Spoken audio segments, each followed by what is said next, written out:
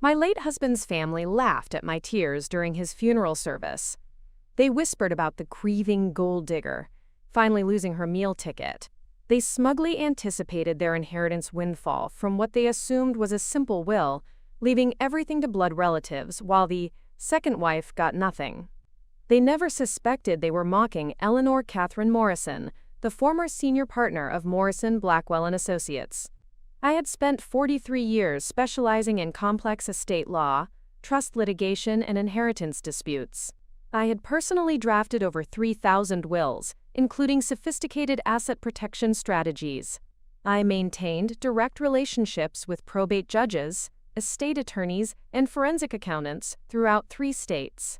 They would soon witness the most devastating will reading in Riverside County history, when I would stand before these sneering relatives and read aloud the real will that would strip them of everything they thought they deserved, while exposing their decades of financial abuse, elder manipulation, and systematic exploitation of my beloved husband Richard during his final years.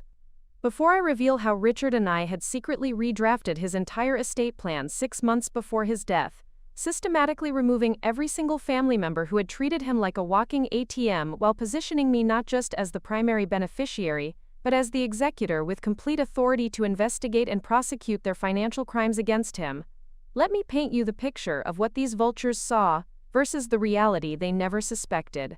A miscalculation so catastrophic that it would transform their confident anticipation of inheritance wealth into federal criminal charges for elder financial abuse, systematic fraud, and conspiracy to exploit a vulnerable adult. To Richard's family, his son Marcus, daughter Jennifer, brother Thomas, and sister Patricia, I was just Eleanor Morrison, the naive 72-year-old second wife who had married their wealthy patriarch 5 years ago. Someone who seemed overwhelmed by grief and completely dependent on their guidance through the difficult funeral arrangements. A woman who appeared grateful for their generous offer to handle all the legal paperwork while she focused on healing. Someone who clearly had no understanding of complex estate matters or the family's traditional inheritance expectations, the perfect target for their systematic manipulation and legal intimidation. What they saw was a broken widow clutching tissues in the front pew. Someone who flinched every time they mentioned family business and blood relatives. A woman who seemed confused by their legal terminology and grateful for their professional explanations about, quote, how these things typically work. Someone who obviously needed their protection from potential gold diggers and inheritance vultures who might try to exploit her grief for financial gain. They observed my trembling hands during conversations about Richard's assets, my quiet acceptance of their authority in planning discussions, my apparent relief when they volunteered to coordinate with the family attorney, my obvious dependence on their guidance through the, quote, complicated legal process that lay ahead. Marcus Morrison, Richard's 48-year-old son, was the ringleader of this systematic exploitation. He worked as a mid-level insurance adjuster in Portland, Oregon. His financial situation was precarious at best. Credit card debt exceeded $180,000 across multiple accounts. His mortgage was 3 months behind on payments. Child support obligations consumed 60% of his monthly income. Marcus had been counting on his inheritance for years. Jennifer Morrison Walsh, Richard's 45-year-old daughter, lived in Sacramento with her unemployed husband and 3 teenage children. She worked part-time as a dental hygienist. Her family had been struggling financially since her husband lost his construction job 2 years earlier. They had already borrowed against their home equity twice. Jennifer viewed Richard's estate as her family's financial salvation. Thomas Morrison, Richard's 60-year-old brother, had declared bankruptcy twice in the past decade. His small accounting practice in Fresno was failing due to his gambling addiction. Thomas owed money to multiple creditors and had been secretly borrowing from Richard for the past 3 years. He desperately needed access to Richard's assets to avoid complete financial ruin. Patricia Morrison Chen, Richard's 55-year-old sister, had invested her retirement savings in a failed restaurant venture. She was facing foreclosure on her Bakersfield home. Her marriage was crumbling under financial pressure. Patricia had been pressuring Richard to lend her money for months before his death. She saw his inheritance as her last chance to rebuild her life. All 4 relatives shared common characteristics. They had systematically exploited Richard's generosity during his lifetime. They had manipulated his emotions to extract financial support. They had never respected his independence or personal choices. They viewed his marriage to me as a threat to their financial expectations. They considered themselves entitled to his wealth, simply because of blood relationships. Marcus had been the most aggressive in his financial manipulation. He had convinced Richard to co-sign multiple loans that Marcus never intended to repay. He had borrowed money for emergency medical expenses. There were actually gambling debts. He had used emotional manipulation about his children's needs to extract thousands of dollars. Marcus viewed Richard as his personal bank account. Jennifer had employed different but equally manipulative tactics. She had fabricated family crises to justify requesting financial assistance. She had brought her children to visit Richard specifically to create emotional pressure for money. She had painted herself as a struggling single mother despite being married. Jennifer saw Richard's wealth as her children's rightful inheritance. Thomas had exploited his professional relationship with Richard. He had provided accounting services in exchange for loans that were never formalized. He had accessed Richard's financial information through their business relationship. He had used his knowledge of Richard's assets to calculate potential inheritance amounts. Thomas considered Richard's money as future compensation for his services. Patricia had used emotional manipulation and family guilt. She had reminded Richard constantly about their childhood bond.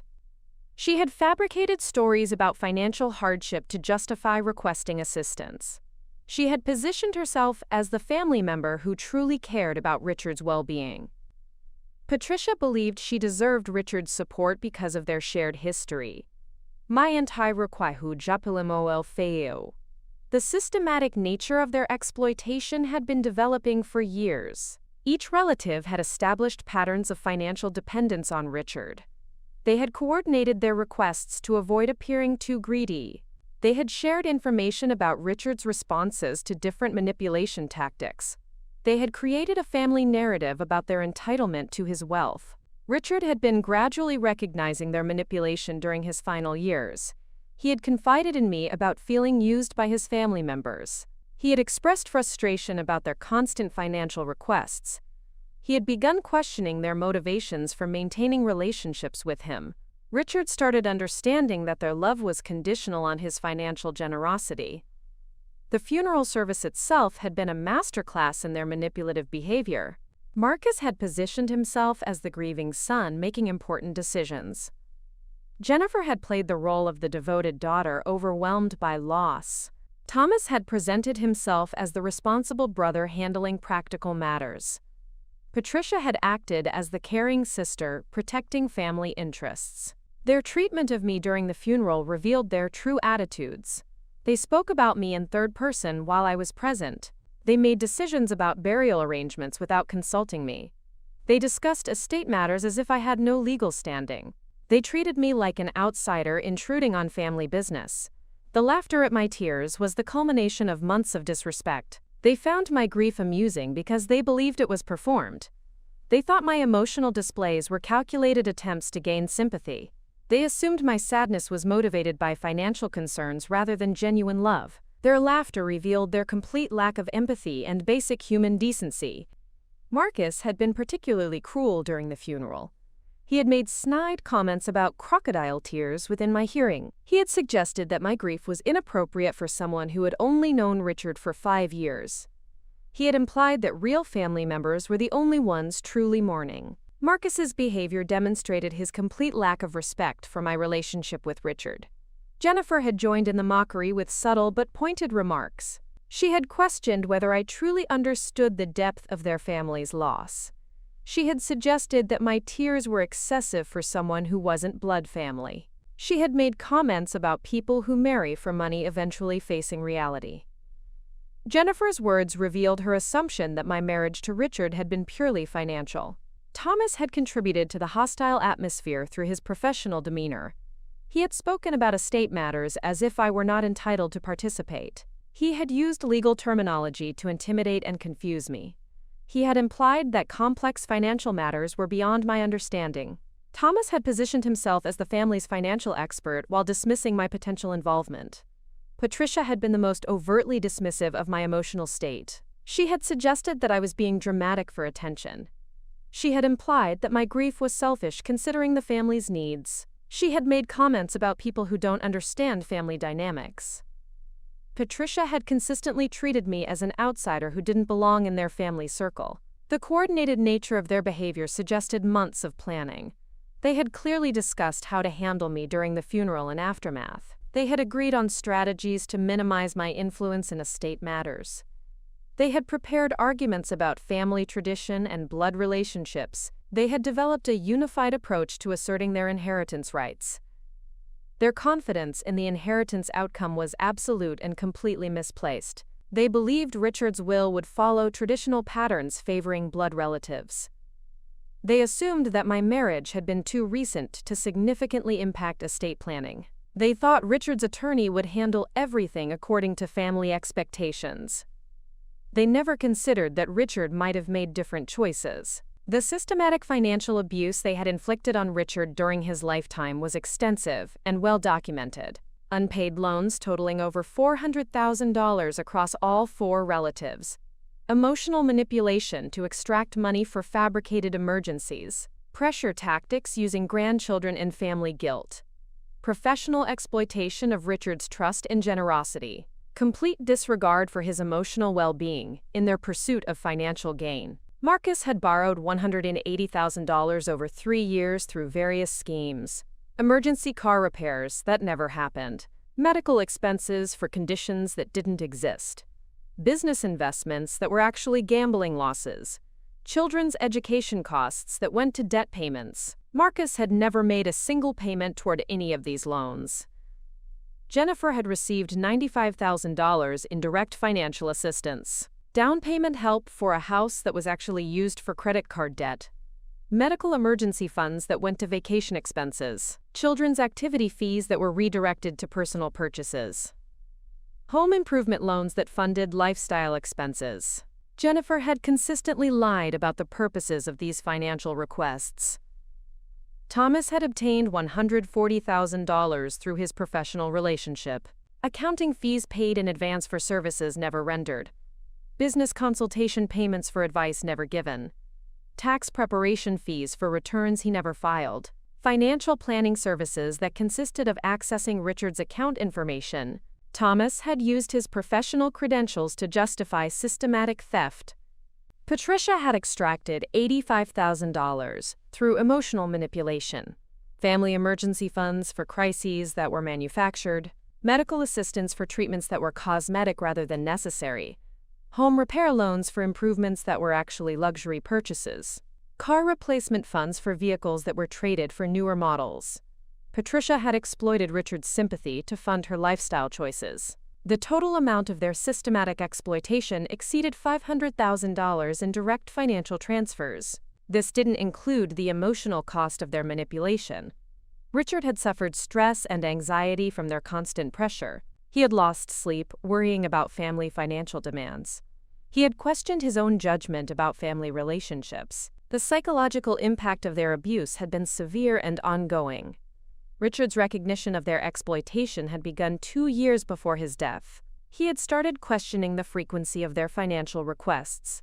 He had noticed patterns in their emergency explanations. He had begun investigating the truth behind their stated needs. Richard had gradually understood that he was being systematically manipulated and financially abused by his own family members. His decision to consult with me about estate planning had been motivated by this growing awareness. Richard had wanted to protect his assets from further exploitation. He had sought legal strategies to prevent inheritance abuse. He had expressed concern about his family's sense of entitlement. Richard had made conscious choices to restructure his estate planning based on actual behavior rather than blood relationships. Our collaboration on the new will had been comprehensive and systematic. We had documented every instance of financial manipulation. We had calculated the total amount of unpaid loans and fraudulent requests. We had gathered evidence of their coordinated exploitation efforts.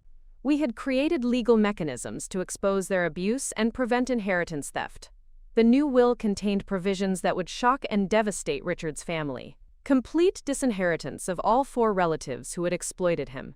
detailed documentation of their financial abuse as justification for exclusion, legal authority for me to pursue criminal charges for elder abuse, asset protection mechanisms to prevent inheritance challenges, charitable donations to elder abuse prevention organizations as final statements about family exploitation. What Richard's family never discovered, despite their systematic research into my background and their confident assumptions about my legal naivete, was that Eleanor Morrison had built one of the most successful estate planning practices in the Pacific Northwest. I had personally handled inheritance disputes worth over $2.8 billion during my 4-decade career. I specialized in complex family dynamics, elder abuse prevention, and sophisticated asset protection strategies. I had saved hundreds of clients from exactly the type of systematic financial exploitation that Richard's family had been conducting against him for years. My professional background included landmark cases in elder abuse prosecution.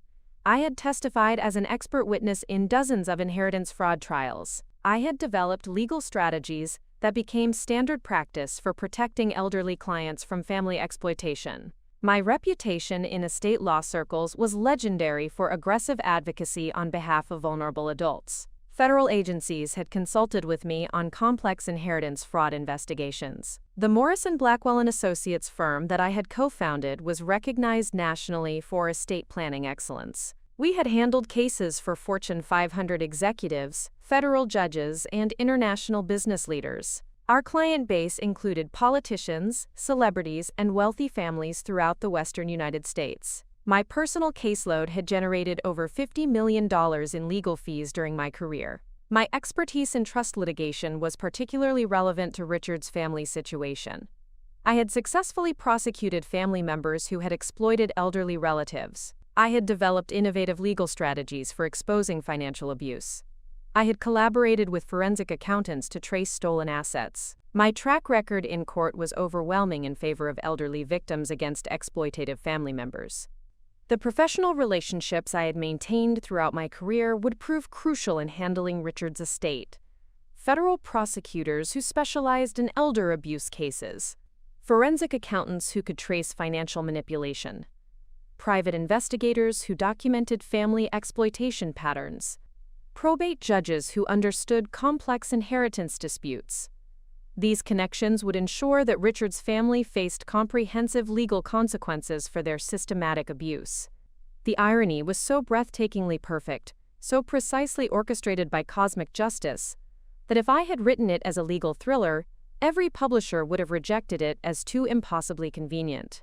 Here were Marcus, Jennifer, Thomas, and Patricia, systematically planning to manipulate what they assumed was a grieving widow with no legal expertise, while sitting across from Eleanor Morrison, the architect of the very legal strategies that would expose their financial crimes and ensure their complete destruction through the most sophisticated estate law mechanisms ever deployed against family members who had exploited an elderly relative's trust and generosity. Their systematic elder abuse had been conducted against someone whose entire professional legacy had been built on detecting, exposing, and prosecuting elder financial abuse through advanced legal analysis and courtroom advocacy. They were attempting inheritance fraud against the person who had personally trained federal prosecutors, elder abuse investigators, and estate attorneys in recognizing the precise patterns of family financial manipulation, emotional exploitation, and systematic asset theft that they had been employing against Richard for years. Marcus was conducting financial manipulation against someone who had developed the legal frameworks that courts use to prosecute family members for elder abuse. Jennifer was employing emotional exploitation against the individual whose expert testimony had resulted in maximum sentences for dozens of relatives who had systematically stolen from elderly family members. Thomas was using professional credential abuse against the person whose legal strategies had exposed and defeated hundreds of similar schemes. Patricia was attempting psychological manipulation against someone whose career had been dedicated to protecting elderly adults from exactly her type of family exploitation. The systematic methodology that Richard's family was employing to commit inheritance fraud against me through emotional manipulation and legal intimidation was identical to criminal patterns that I had spent 4 decades studying, documenting, analyzing, and prosecuting through comprehensive legal advocacy, expert court testimony, and sophisticated estate planning protocols.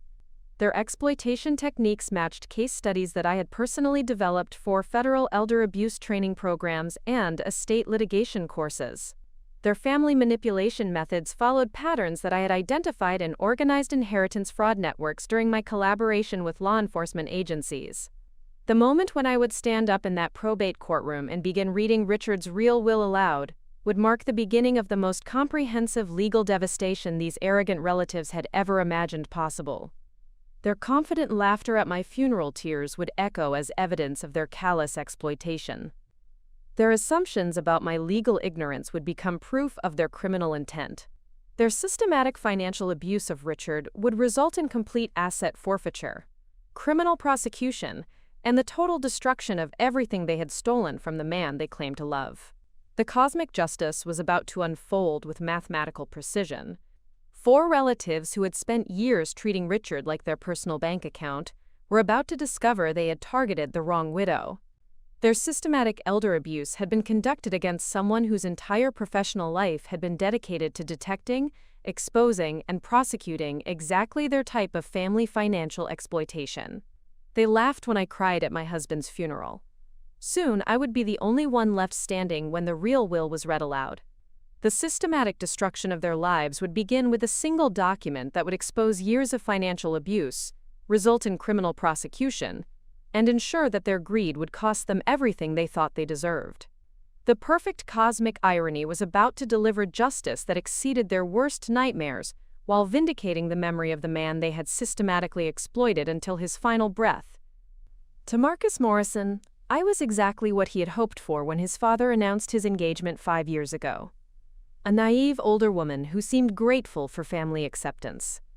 Someone who deferred to his authority as the eldest son. A widow who appeared overwhelmed by complex financial matters. The perfect stepmother who wouldn't interfere with his inheritance expectations. Marcus had conducted his assessment carefully during my 5-year marriage to Richard. He observed my behavior during family gatherings. He noted my quiet demeanor during financial discussions. He cataloged what he perceived as my vulnerabilities and dependencies. Marcus believed he understood exactly who he was dealing with. From Marcus's perspective, I was Eleanor Morrison, the simple 72-year-old retired woman who had married his wealthy father. Someone who seemed content with a modest lifestyle despite Richard's substantial assets. A woman who appeared intimidated by legal terminology and business discussions. Someone who clearly needed male guidance through complex matters. Marcus saw me as emotionally dependent and financially naive. He noticed my tendency to defer to Richard during business conversations. He observed my apparent confusion when estate planning was mentioned. He documented my reliance on Richard for all major decisions. Marcus interpreted these behaviors as signs of intellectual limitation and legal ignorance. What Marcus observed reinforced his preconceptions about older women and second wives. He saw someone who had married for security rather than love. A gold digger who had achieved her goal but lacked the sophistication to maximize her position. Someone who would be easily manipulated by family members with superior knowledge and legal authority. Marcus's confidence came from his insurance industry experience. 15 years as an adjuster had taught him to evaluate people quickly. He understood how to identify vulnerability and exploit weakness. His professional training had prepared him to recognize when someone was out of their depth. Marcus believed these skills made him an expert in human assessment. His evaluation of my legal knowledge was particularly dismissive. Marcus had never heard me discuss business matters independently. He had never seen me review financial documents without Richard's explanation. He had never witnessed me ask sophisticated questions about estate planning. Marcus concluded that I had no relevant expertise or professional background. The insurance industry had also taught Marcus about inheritance patterns. He understood how estates typically transferred to blood relatives. He knew the legal presumptions that favored family members over second spouses. He was familiar with the emotional arguments that worked in probate court. Marcus felt completely prepared for the coming inheritance battle. His assessment of my emotional state was calculated and manipulative. Marcus recognized that grief could be exploited for financial advantage. He understood that vulnerable people made poor decisions under stress. He knew that family pressure could override individual judgment. Marcus planned to use my bereavement as a weapon against my interests. The funeral had provided Marcus with perfect opportunities to demonstrate his authority. He had made burial decisions without consulting me. He had coordinated with the funeral director as the responsible family member. He had handled financial arrangements as Richard's son and executor. Marcus was establishing legal precedent for his continued control. His treatment of me during the funeral was deliberately condescending. Marcus used professional terminology that he assumed I wouldn't understand. He made references to family tradition that excluded my input. He spoke about blood relationships that superseded my marital rights. Marcus was psychological, preparing me for my eventual legal defeat. Jennifer Morrison Walsh shared her brother's assessment, but approached the situation differently. As Richard's daughter, she felt entitled to emotional authority over family matters. Jennifer believed she understood Richard's true wishes better than his second wife. She was confident that blood relationships would prevail in any inheritance dispute. Jennifer's evaluation of me was heavily influenced by gender stereotypes. She saw me as a typical older woman who had married for financial security, someone who lacked the strength to fight for inheritance rights, a stepmother who would eventually accept a modest settlement rather than engage in family conflict. Jennifer believed that maternal instincts would make her more persuasive than my spousal claims. Her assessment was based on 5 years of careful observation. Jennifer had watched my interactions with Richard's grandchildren. She had noted my apparent discomfort during family conflicts. She had observed my tendency to avoid confrontation. Jennifer interpreted these behaviors as signs of weakness and legal vulnerability. From Jennifer's perspective, I was someone who had never experienced real family loyalty. A woman who didn't understand the bonds between parents and children. Someone who couldn't comprehend the emotional weight of generational wealth transfer. Jennifer believed that my outsider status made me fundamentally unsuited for inheritance battles. Her confidence was reinforced by her children's relationships with Richard. Jennifer's teenagers had grown up knowing their grandfather as a source of financial support.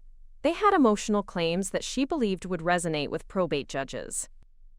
Her family narrative positioned her as the natural inheritor of Richard's generosity. Jennifer saw my childless status as a fatal weakness in inheritance proceedings. The dental hygienist work had given Jennifer insights into professional assessment. She understood how to read people's comfort levels and anxiety responses. She could identify when someone was overwhelmed by information or intimidated by authority. Jennifer believed these skills made her expert at predicting my likely responses to legal pressure. Her strategy for handling me was based on maternal superiority. Jennifer planned to position herself as the family member who truly understood Richard's values. She would emphasize her role in providing grandchildren and continuing the family legacy. She would present my marriage as an elderly infatuation rather than a genuine partnership. Jennifer was confident that emotional arguments would overwhelm my legal claims. Thomas Morrison approached the situation with professional arrogance derived from his accounting background. Despite his business failures, Thomas still believed his financial training made him superior to other family members in estate matters. He saw himself as the logical choice to manage Richard's assets and coordinate inheritance distribution. Thomas's assessment of me was filtered through his professional prejudices. He saw someone who clearly lacked financial sophistication, a woman who had never asked intelligent questions about investment strategies or tax implications, someone who seemed grateful for basic explanations about simple concepts. Thomas concluded that I was financially illiterate and completely dependent on professional guidance. Bauer. His accounting experience had exposed Thomas to many inheritance disputes. He understood the legal advantages that family members typically held over second spouses. He knew the financial strategies that maximized inheritance value. He was familiar with the tax implications of different distribution scenarios. Thomas felt uniquely qualified to guide the family through the inheritance process. From Thomas's perspective, I represented a potential obstacle rather than a serious threat. He believed that proper financial pressure would convince me to accept a reasonable settlement. Someone with my apparent limitations wouldn't want to engage in complex legal proceedings. Thomas was confident that professional intimidation would secure my cooperation with family inheritance plans. His evaluation of my business acumen was particularly dismissive. Thomas had never seen me participate meaningfully in financial discussions. He had never witnessed me challenge Richard's investment decisions or question professional advice. He had never observed me demonstrate any sophisticated understanding of wealth management. Thomas assumed that I was completely out of my depth in matters involving Richard's substantial assets and general assets. The bankruptcy experiences had taught Thomas about legal vulnerability. He understood how financial pressure could force unfavorable settlements. He knew that people without resources couldn't sustain lengthy legal battles. He was familiar with the psychological impact of professional intimidation. Thomas planned to use these insights to secure my quick capitulation to family demands. His strategy involved positioning himself as the responsible financial advisor who could protect everyone's interests. Thomas would present complex scenarios that demonstrated my need for professional guidance. He would offer to manage the inheritance distribution in ways that seemed fair but actually favored family members. Thomas was confident that his accounting credentials would provide the authority necessary to control the inheritance process. Patricia Morrison Chen combined emotional manipulation with cultural assumptions about family hierarchy. As Richard's sister, she believed she had special insight into his character and values. Patricia was convinced that blood relationships would ultimately determine inheritance priorities regardless of legal documents. Patricia's assessment of me was influenced by her own financial desperation. She needed to believe that I was vulnerable and manipulable, someone who could be convinced to share inheritance wealth with deserving family members, a person whose guilt could be exploited to ensure equitable distribution. Patricia saw what she needed to see rather than objective reality. Her evaluation was based on cultural stereotypes about second marriages. Patricia believed that older men married younger women for companionship rather than partnership. She assumed that financial matters remained primarily male responsibilities. She was confident that I had limited legal rights and even less practical power. Patricia expected that family pressure would quickly resolve any inheritance complications. From Patricia's perspective, I was an outsider who had temporarily enjoyed Richard's generosity, but never truly belonged to the family. Someone who should be grateful for any inheritance consideration. A woman who owed respect to blood relatives who had longer relationships with Richard. Patricia believed that moral arguments would prove more powerful than legal technicalities. Her restaurant business failure had taught Patricia about financial negotiation under pressure. She understood how desperate people made concessions to avoid total loss. She knew that emotional appeals could override rational decision-making. She was familiar with the psychology of compromise when facing overwhelming circumstances. Patricia planned to apply these lessons to inheritance negotiations. The cultural expectations that shaped Patricia's worldview emphasized family loyalty and generational obligation. She believed that children and siblings had natural inheritance rights that superseded spousal claims. Patricia was confident that traditional values would influence legal proceedings in favor of blood relatives. She saw my position as fundamentally weak because it relied on marriage rather than birth relationships. Harketala. Her strategy focused on emotional manipulation and family guilt. Patricia would remind me of Richard's lifelong relationships with his family members. She would emphasize the needs of grandchildren and siblings facing financial hardship. She would present inheritance sharing as a moral obligation rather than a legal requirement. Patricia believed that emotional pressure would prove more effective than legal intimidation. The coordinated assessment shared by all 4 family members was based on fundamental misunderstandings about my background and capabilities. They saw vulnerability where there was actually strategic patience. They perceived confusion where there was careful observation. They identified dependency where there was professional discretion. Their collective evaluation was catastrophically wrong in every significant detail. Marcus had mistaken my quiet demeanor for intellectual limitation. His insurance background had taught him to identify obvious weakness, but had failed to recognize sophisticated professional behavior. He had confused my respect for Richard's privacy with my own ignorance about financial matters. Marcus had completely missed the signs of my legal expertise. Jennifer had interpreted my lack of confrontation as evidence of weakness rather than strategic choice. Her maternal confidence had blinded her to the possibility that childless women could possess superior professional qualifications. She had assumed that family emotional appeals would overcome legal realities. Jennifer had fundamentally misunderstood the power dynamics of inheritance law. Thomas had confused my deference to Richard with my own financial ignorance. His accounting training had focused on obvious indicators rather than subtle professional signals. He had assumed that anyone who didn't display business knowledge lacked relevant expertise. Thomas had failed to recognize the difference between private discretion and professional incompetence. Patricia had projected her own financial desperation onto my situation. Her cultural assumptions had prevented her from recognizing alternative family structures and values. She had mistaken my respect for family harmony with acceptance of subordinate status. Patricia had completely misread my motivations and capabilities. Their shared confidence was built on a foundation of stereotypes and prejudices. Ageist assumptions about older women's capabilities, sexist beliefs about financial sophistication and legal knowledge, cultural prejudices about second marriages and family hierarchy, professional arrogance about their own expertise compared to my apparent limitations. The systematic nature of their assessment revealed coordinated planning. They had discussed my perceived weaknesses during family conversations. They had shared observations about my behavior and responses. They had developed unified strategies for managing my involvement in inheritance matters. Their collaboration was comprehensive and completely misdirected. Each family member had interpreted my behavior through the lens of their own needs and expectations. Marcus saw someone who could be professionally intimidated. Jennifer identified someone who could be emotionally manipulated.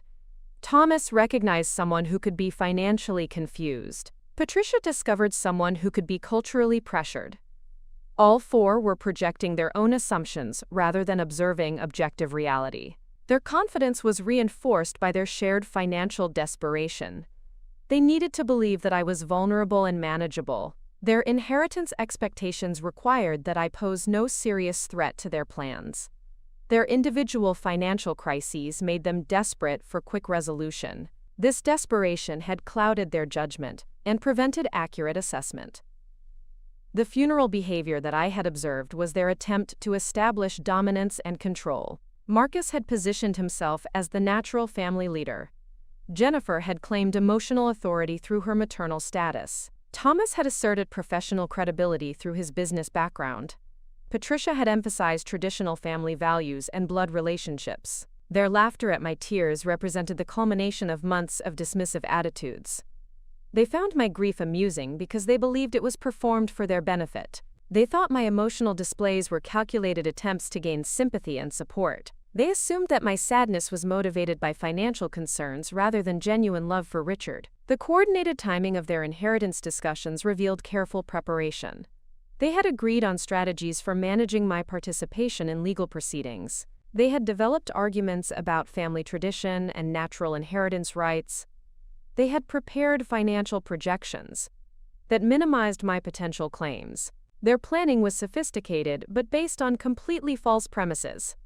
Marcus had researched basic probate law and felt confident about family member advantages. Jennifer had consulted with friends about inheritance disputes and received encouraging advice. Thomas had reviewed Richard's financial documents and calculated distribution scenarios. Patricia had spoken with her attorney about inheritance rights and received optimistic assessments. None of them had conducted serious investigation into my professional background. They had accepted my surface presentation without deeper inquiry. They had assumed that my quiet behavior reflected limited capabilities. They had confused my private nature with ignorance about legal and financial matters. Their systematic underestimation was about to collide with the reality of my professional expertise. 43 years of estate law practice. Thousands of inheritance disputes successfully resolved. Federal recognition for elder abuse prosecution. Professional relationships spanning the entire legal community. They had targeted the one person whose career had been dedicated to defeating exactly their type of family exploitation. Chiron May. The cosmic irony was perfect in its precision. 4 family members who had spent years exploiting Richard's generosity were planning to exploit his widow. They had selected someone they believed was vulnerable and inexperienced. They had coordinated strategies based on assumptions about my limitations.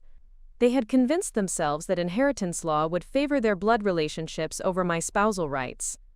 Their assessment was about to prove catastrophically wrong. The grieving widow they planned to manipulate was actually the most qualified estate attorney in the region. The financially naive woman they intended to intimidate had handled inheritance disputes worth billions of dollars. The legal amateur they expected to overwhelm had trained federal prosecutors and law enforcement agencies. Marcus, Jennifer, Thomas, and Patricia had observed 5 years of my marriage to Richard and reached completely false conclusions about my identity and capabilities. Their coordinated assessment had identified someone they could easily defeat in inheritance proceedings. They had planned strategies based on stereotypes and prejudices rather than objective reality. The laughter that had echoed through the funeral service was about to transform into the most expensive mistake of their lives. Their confident assessment had targeted the wrong widow. Their systematic planning had encountered superior expertise. Their financial desperation had driven them to challenge someone whose professional reputation had been built on winning exactly these types of inheritance battles.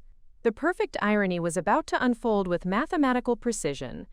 Family members who had exploited Richard's trust for years were about to discover that his widow possessed the expertise to expose their systematic abuse and ensure their complete legal destruction. Their assessment had been wrong in every significant detail, and they were about to pay the ultimate price for their catastrophic miscalculation. Marcus Morrison's systematic plan to steal Richard's inheritance began 3 years before his father's death. His gambling addiction had spiraled completely out of control. Casino debts exceeded $250,000 across multiple establishments in Nevada and California. Credit card obligations had reached $180,000 with impossible interest rates. His mortgage was 6 months behind on payments. Child support arrears totaled $45,000 with legal action pending. The insurance company, where Marcus worked as an adjuster, had discovered irregularities in his expense reports. Missing receipts for claimed business travel. Questionable mileage reimbursements for personal trips. Suspicious restaurant charges during non-business hours. His supervisor had initiated an internal investigation. Marcus faced potential termination and criminal charges for expense fraud. His personal life was equally catastrophic. His ex-wife had filed contempt motions for unpaid child support. His current girlfriend had discovered his gambling losses and threatened to leave. His landlord had served eviction notices for his rental property. Marcus was facing complete financial and personal destruction unless he could access substantial money quickly. The inheritance from Richard represented Marcus's only hope for financial salvation. He estimated his father's estate at approximately $4.2 million, based on property values and investment accounts. As the eldest son, Marcus believed he was entitled to the largest share. He had been counting on this inheritance for years to solve his mounting problems.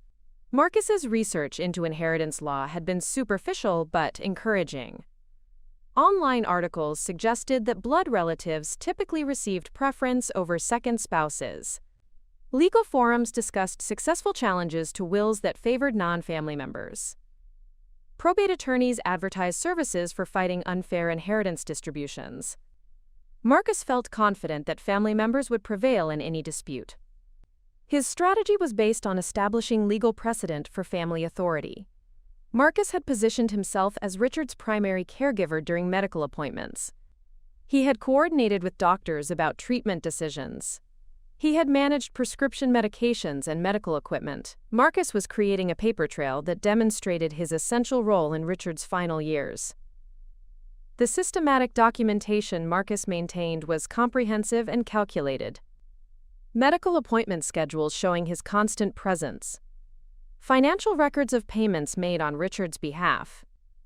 Communication logs with healthcare providers and insurance companies. Emergency contact information listing him as the primary family representative. Marcus was building evidence for his indispensable status. His coordination with siblings was careful and strategic.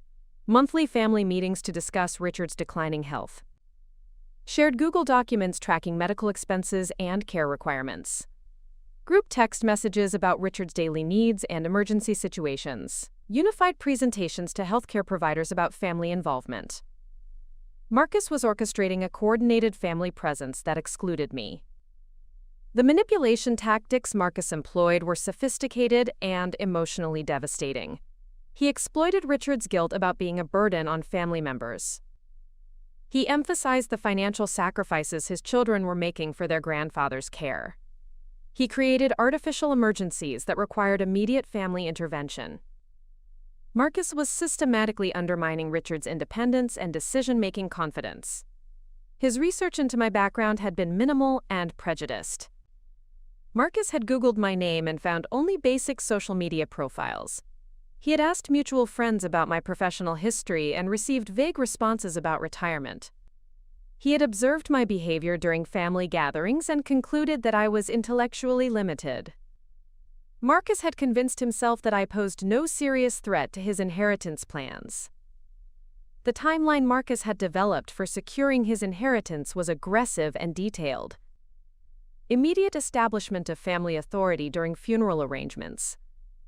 Quick consultation with probate attorneys about will challenges. Rapid filing of inheritance claims to establish legal priority. Systematic pressure on me to accept a minimal settlement. Marcus planned to complete the entire process within 6 months of Richard's death. Jennifer Morrison Walsh's criminal methodology was equally systematic, but focused on emotional manipulation rather than legal intimidation. Her strategy was based on maternal authority and grandchildren's inheritance rights. Jennifer believed that family courts would naturally favor a mother providing for Richard's grandchildren over a childless second wife with no blood connections. Jennifer's financial desperation was driven by her husband's unemployment and mounting family debt. Their mortgage was 3 payments behind, with foreclosure proceedings initiated. Credit card debt exceeded $95,000 across multiple accounts. Medical bills for her teenage son's sports injury totaled $35,000 without insurance coverage. Car payments were 2 months overdue, with repossession threatened. Her children's college education represented additional financial pressure that Jennifer couldn't meet. Her eldest daughter was a high school senior with college applications pending. Tuition costs for state universities exceeded $30,000 annually. Living expenses would add another $15,000 per year. Jennifer needed Richard's inheritance to provide educational opportunities for her children that she had promised but couldn't afford. The systematic exploitation Jennifer had conducted during Richard's lifetime was calculated and extensive. She had brought her children to visit during every family gathering to create emotional pressure. She had emphasized their academic achievements and college ambitions to trigger Richard's generosity. She had fabricated financial emergencies that threatened her children's opportunities. Jennifer had weaponized her maternal status to extract money from Richard consistently. Her documentation strategy was based on creating evidence of traditional family relationships. Photo albums showing her children's lifelong bond with their grandfather. School projects and presentations where Richard had been featured as an important family member. Social media posts highlighting multi-generational family activities and traditions. Jennifer was building a narrative that positioned her family as Richard's true legacy rather than his marriage to me. The legal research Jennifer had conducted focused on grandchildren's inheritance rights. She had consulted with family law attorneys about challenging wills that excluded grandchildren. She had researched case precedents where courts had invalidated estate plans that seemed to contradict family values. She had found examples of successful inheritance challenges based on undue influence claims. Jennifer felt confident that emotional arguments would prevail over legal technicalities. Her strategy for managing me was based on maternal superiority and generational authority. Jennifer planned to position herself as the family member who truly understood Richard's values and priorities. She would emphasize my outsider status and lack of generational connections. She would present inheritance sharing as a moral obligation to Richard's grandchildren. Jennifer believed that guilt and family pressure would secure my cooperation. The coordination Jennifer maintained with her siblings was focused on presenting unified family values, shared narratives about Richard's love for his grandchildren, consistent messaging about family traditions and generational wealth transfer, coordinated emotional appeals about children's needs and educational opportunities. Jennifer was ensuring that family members presented coherent arguments for their inheritance claims. Her timeline for inheritance proceedings was based on emotional urgency rather than legal strategy, immediate emphasis on grandchildren's needs and educational deadlines, quick establishment of family financial responsibilities that required inheritance access, rapid pressure for estate settlement to address time-sensitive family obligations. Jennifer planned to use emotional deadlines to force quick resolution in her favor. Thomas Morrison's criminal approach was the most professionally sophisticated due to his accounting background. Despite his business failures and gambling addiction, Thomas retained comprehensive knowledge of financial systems and legal procedures. His strategy was based on establishing himself as the logical choice for estate administration and financial management. Thomas's personal financial crisis was the most severe among the siblings. 2 previous bankruptcies had destroyed his credit rating and professional reputation. His accounting practice had lost most clients due to his gambling-related absences and missed deadlines. Outstanding gambling debts to illegal bookmakers totaled $85,000 with violent collection threats.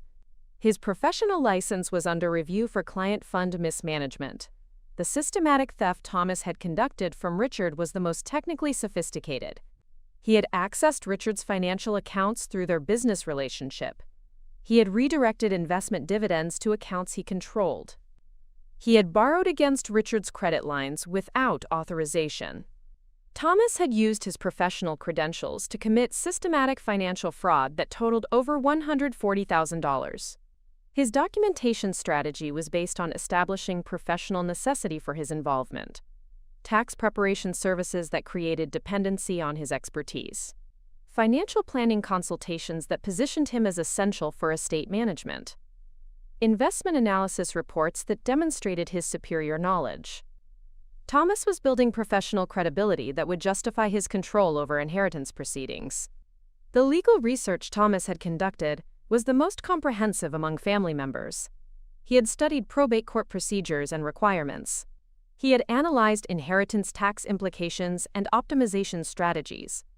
He had researched estate administration responsibilities and compensation structures. Thomas understood the legal system better than his siblings and planned to exploit this knowledge. His strategy for controlling the inheritance process was based on professional authority and technical complexity. Thomas would present estate administration as requiring specialized accounting expertise.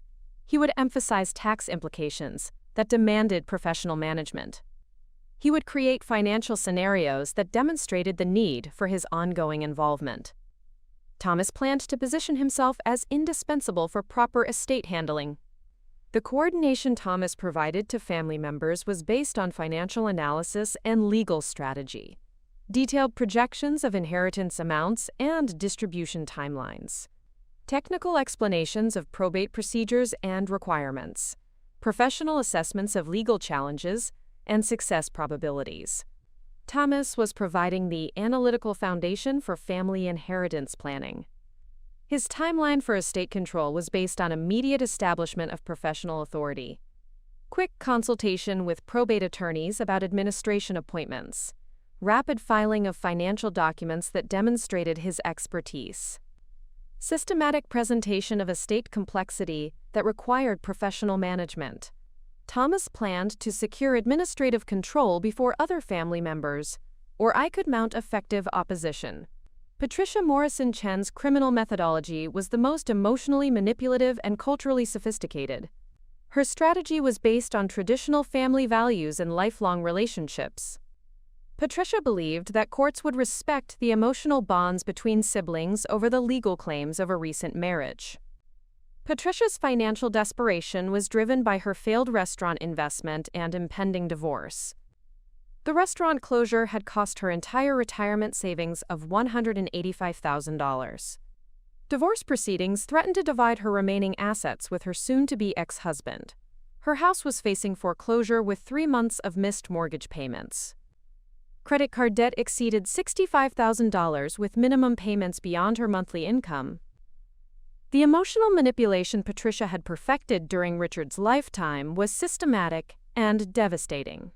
She had exploited their childhood memories to create guilt about family obligations. She had emphasized her role as his only sister to claim special emotional authority. She had fabricated health crises that triggered Richard's protective instincts. Patricia had weaponized family history to extract money and support consistently. Her documentation strategy was based on demonstrating lifelong family bonds and shared history. Photo collections spanning decades of family gatherings and celebrations, letters and cards exchanged between siblings over many years, recorded voicemails and video messages showing Richard's affection for his sister. Patricia was building evidence of emotional relationships that predated and superseded my marriage to Richard. The cultural research Patricia had conducted focused on traditional family values and inheritance customs. She had studied religious perspectives on family obligations and generational wealth transfer. She had researched cultural traditions that emphasized blood relationships over marriage bonds. She had found examples of inheritance customs that prioritized siblings over spouses. Patricia was building arguments based on traditional values rather than legal technicalities. Her strategy for inheritance proceedings was based on emotional manipulation and family guilt. Patricia would present herself as Richard's closest family relationship and emotional confidant. She would emphasize the temporary nature of marriage compared to lifelong sibling bonds. She would appeal to traditional values about family loyalty and obligation. Patricia believed that emotional arguments would prove more powerful than legal procedures. The coordination Patricia maintained with siblings was focused on emotional unity and family solidarity. Shared memories and stories that demonstrated lifelong family bonds. Consistent messaging about traditional values and family obligations.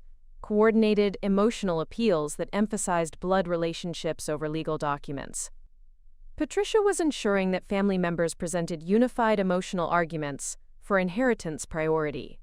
Her timeline for inheritance resolution was based on emotional pressure and family obligation. Immediate emphasis on family financial crises that required urgent assistance. Quick establishment of moral claims based on lifelong relationships. Rapid appeals to traditional values that superseded legal technicalities.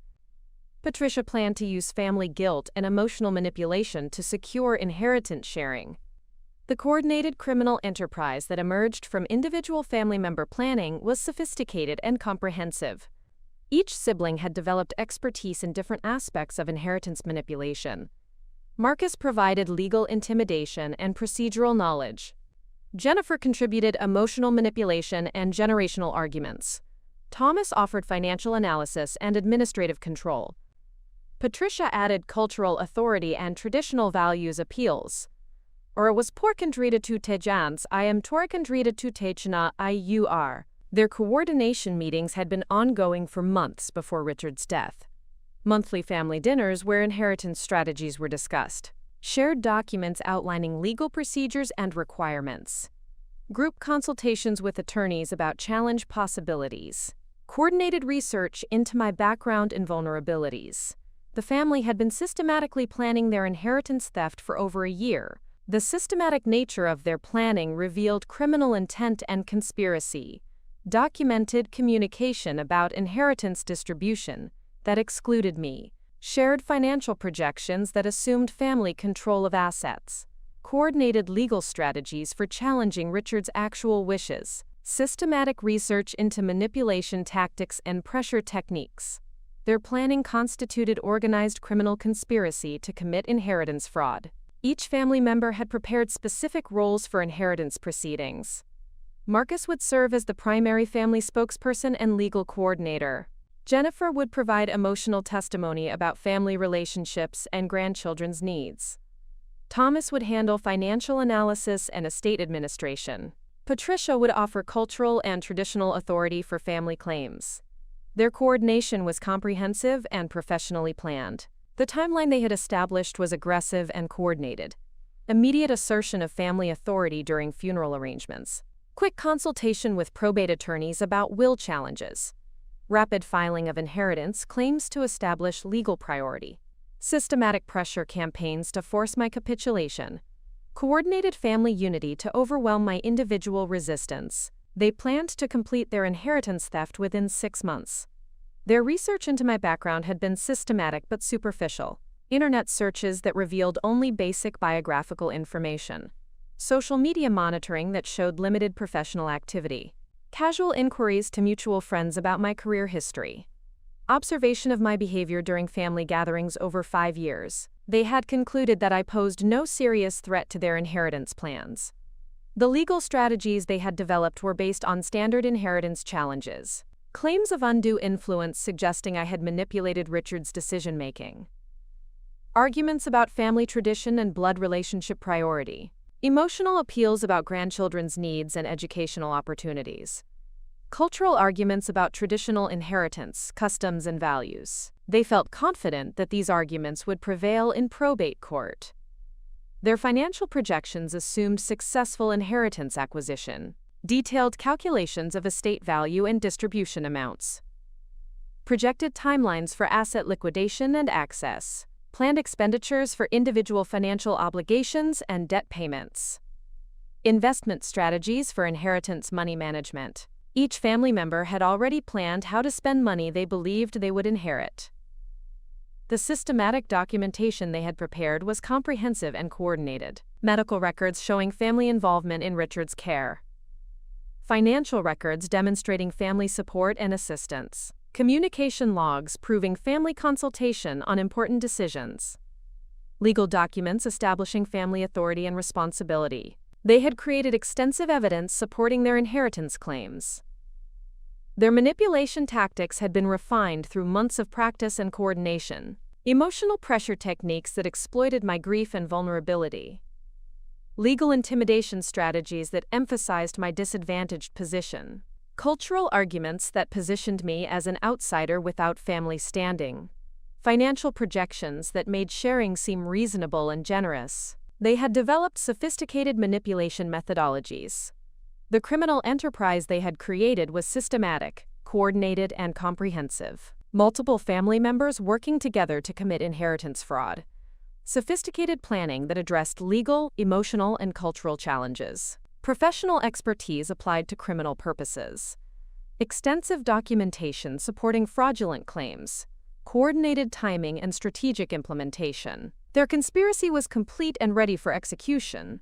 What none of them realized was that their systematic criminal planning was being observed and documented by someone whose entire professional career had been dedicated to detecting and prosecuting exactly their type of inheritance fraud. Every strategy they had developed was a textbook example of criminal methodologies I had encountered hundreds of times. Every manipulation tactic they planned to employ was a pattern I had successfully defeated in federal court.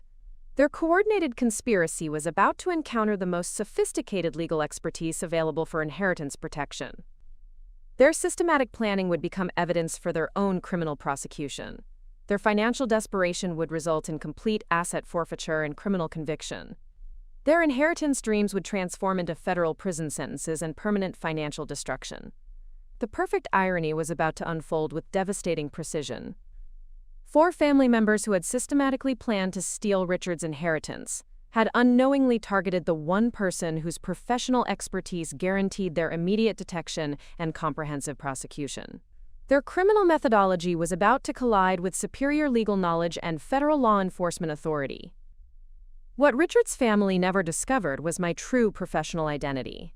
They saw a quiet, grieving widow who seemed overwhelmed by legal complexities. The reality was completely different. I was Eleanor Catherine Morrison, founding Senior Partner of Morrison, Blackwell Associates, the most feared estate litigation attorney on the West Coast. A legal legend whose name struck terror into the hearts of inheritance fraudsters throughout 3 states. My career began in 1979, fresh out of Stanford Law School. I started as a junior associate at Peterson & Williams in San Francisco. Corporate law seemed like the natural path for ambitious young attorneys. Big clients, substantial fees, prestigious reputation. But my first inheritance case changed everything. an elderly woman whose family had systematically stolen her life savings while she suffered from early dementia. The case was supposed to be routine probate work. Simple will contest with obvious family claims. Everyone expected a quick settlement favoring the blood relatives. But something about the widow's story bothered me. Her confusion seemed too convenient for the family members. Their financial records showed suspicious patterns. I decided to investigate deeper than anyone expected. What I discovered was systematic elder abuse spanning 3 years. Forged documents transferring assets to family accounts. Fraudulent power of attorney papers signed under coercion. Medical records altered to support claims of mental incapacity. Financial institutions bribed to process unauthorized transactions. The family had committed comprehensive criminal conspiracy to steal their mother's estate. The trial lasted 6 weeks and made headlines throughout California. I presented forensic evidence that exposed every aspect of the criminal enterprise. Document analysis proved systematic forgery. Medical testimony demonstrated manufactured incapacity. Financial records revealed coordinated asset theft. Expert witnesses confirmed criminal conspiracy. The jury awarded full damages plus punitive awards totaling $2.8 million. But the monetary victory was secondary to the criminal prosecutions that followed. Federal authorities filed charges against 7 family members for elder abuse, fraud, and conspiracy. State prosecutors added charges for forgery, theft, and financial exploitation. Banking officials faced criminal liability for facilitating unauthorized transfers. The case resulted in dozens of convictions and established legal precedents for elder abuse prosecution. That landmark case defined my career trajectory and professional reputation. Major newspapers featured stories about the young attorney who had taken down an organized criminal family. Legal journals published detailed analysis of the innovative prosecution strategies I had developed. Bar associations invited me to speak about elder abuse detection and prevention. My reputation as a fierce advocate for elderly victims was established overnight. The success attracted clients from across the country seeking protection from family exploitation. Wealthy elderly individuals who suspected their relatives were stealing from them. Vulnerable adults facing pressure to transfer assets to undeserving family members. Estate executors discovering systematic fraud by beneficiaries. Each case expanded my expertise and reputation for aggressive advocacy.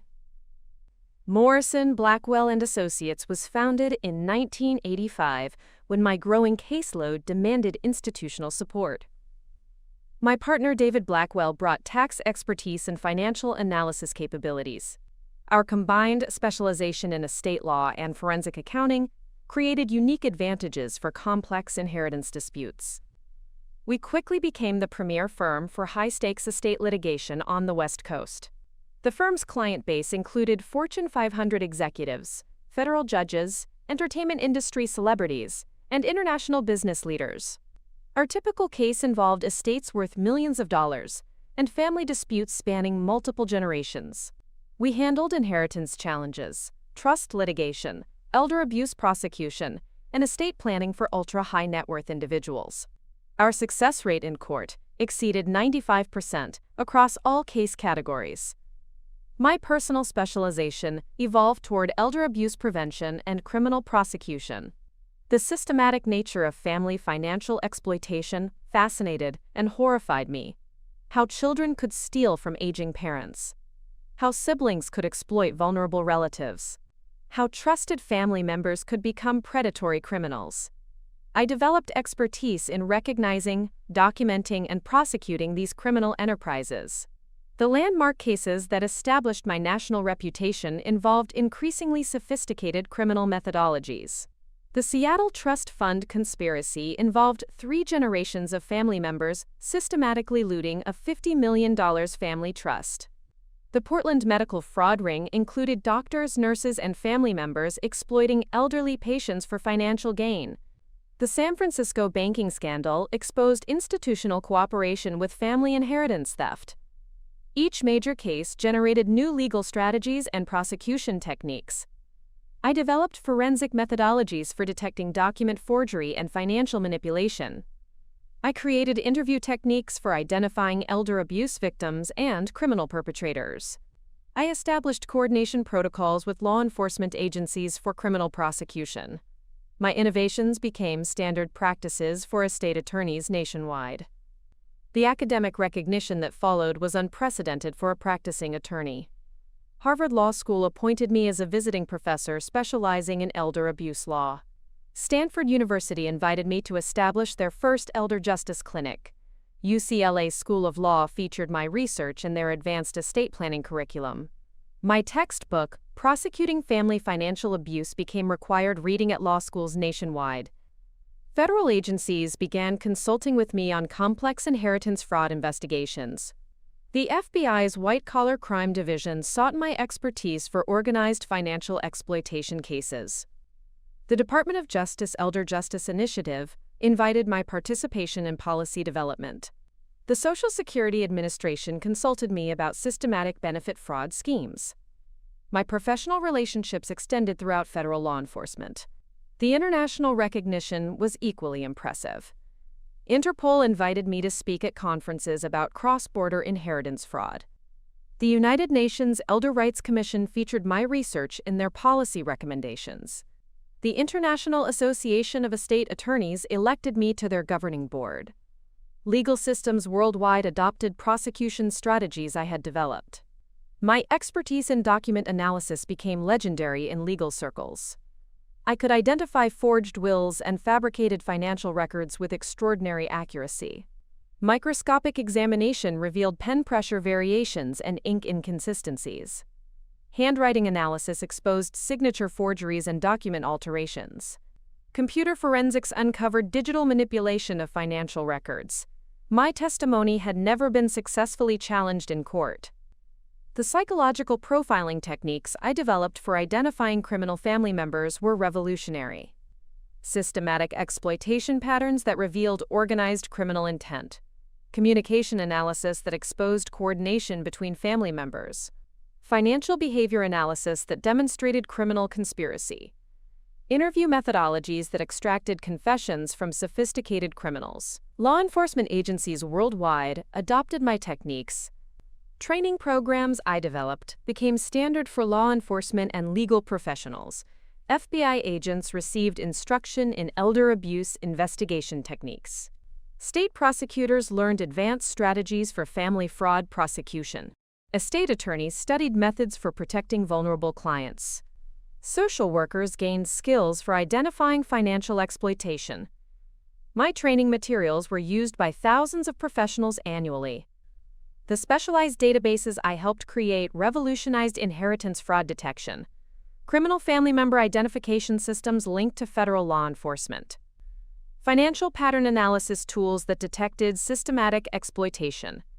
Document authentication technologies that identified sophisticated forgeries. Communication monitoring systems that revealed criminal coordination.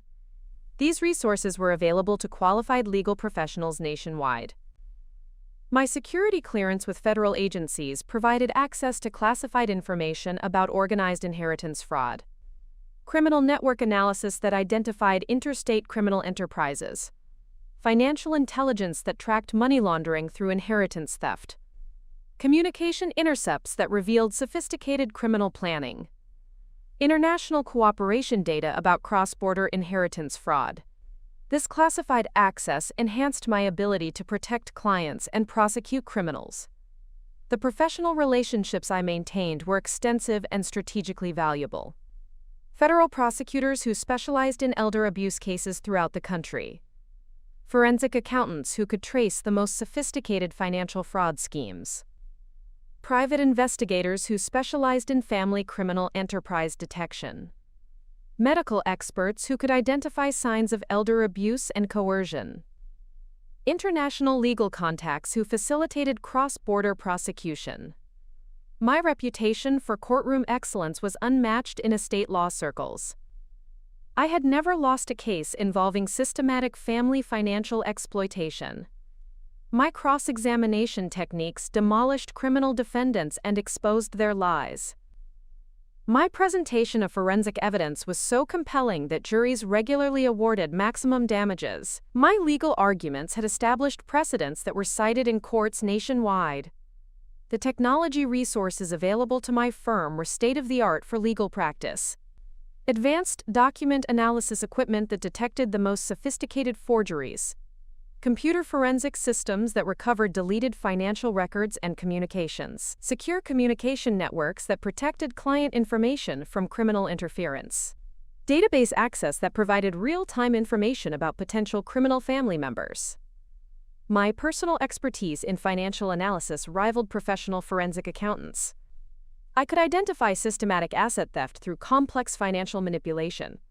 Tax return analysis revealed hidden income and fraudulent deductions. Investment account examination exposed unauthorized transfers and criminal coordination.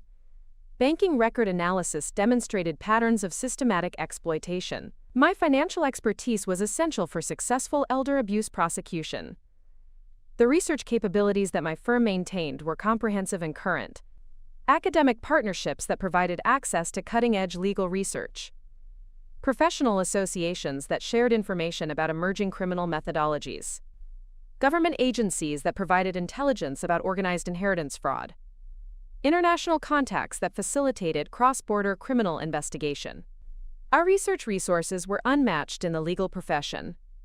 Legal writing and publication was a significant component of my professional reputation. Over 200 articles published in legal journals about estate law and elder abuse prosecution. 3 textbooks that became standard references for practicing attorneys. Hundreds of legal briefs that established precedents for inheritance fraud prosecution. Training materials used by law enforcement agencies worldwide. My written work influenced legal practice throughout the profession. The continuing education programs I provided were essential for legal professionals handling inheritance disputes. Annual conferences that attracted attorneys from across the country. Specialized seminars about emerging criminal methodologies and prosecution techniques. Online training programs that reached thousands of legal professionals annually. Professional certification programs that established standards for elder abuse advocacy. My educational work shaped an entire generation of estate attorneys. Quality assurance procedures that I had developed ensured accuracy and reliability in all legal work. Systematic case review processes that identified potential weaknesses before trial. Document authentication protocols that prevented successful challenges to evidence. Client interview techniques that extracted complete and accurate information. Financial analysis methodologies that detected all forms of criminal activity. These procedures guaranteed successful outcomes in complex cases. My understanding of criminal psychology was comprehensive and scientifically based. Family dynamics that created conditions for systematic financial exploitation. Psychological profiles of relatives who became predatory criminals. Manipulation techniques used by sophisticated family members. Communication patterns that revealed criminal coordination and intent. Interview strategies that exposed lies and extracted confessions. This psychological expertise was essential for successful prosecution. The database systems that I had helped design revolutionized legal practice in estate law. Criminal family member identification systems that prevented repeat exploitation. Financial pattern analysis tools that detected organized inheritance fraud. Document authentication databases that identified forged papers instantly. Communication analysis systems that revealed criminal coordination. These technological resources provided unprecedented advantages for ethical attorneys.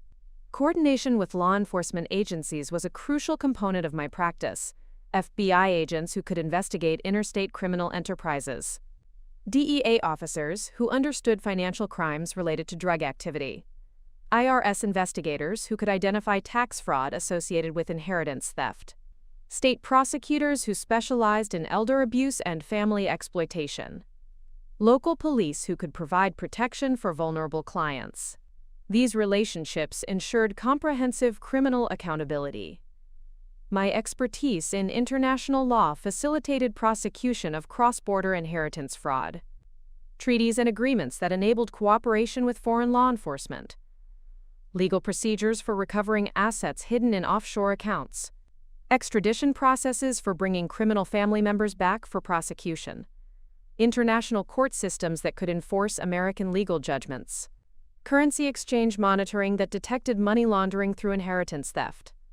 The professional recognition I had received was unprecedented for an estate attorney. Lifetime achievement awards from bar associations nationwide, honorary doctorates from law schools throughout the country, government service recognition for contributions to elder abuse prevention, international awards for advancing legal protection of vulnerable adults, professional society leadership positions that influenced legal policy development. Client protection services that my firm provided extended beyond traditional legal representation. 24-hour emergency consultation for clients facing immediate threats from criminal family members. Secure communication systems that prevented criminal interference with legal proceedings. Physical security coordination for clients facing violence or intimidation. Financial protection services that prevented unauthorized asset transfers during litigation. Comprehensive victim advocacy that addressed all aspects of elder abuse. The training that I had received throughout my career was extensive and specialized. Federal law enforcement academies that provided instruction in criminal investigation techniques.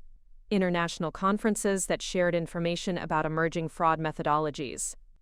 Academic institutions that offered advanced degrees in forensic analysis and criminal psychology.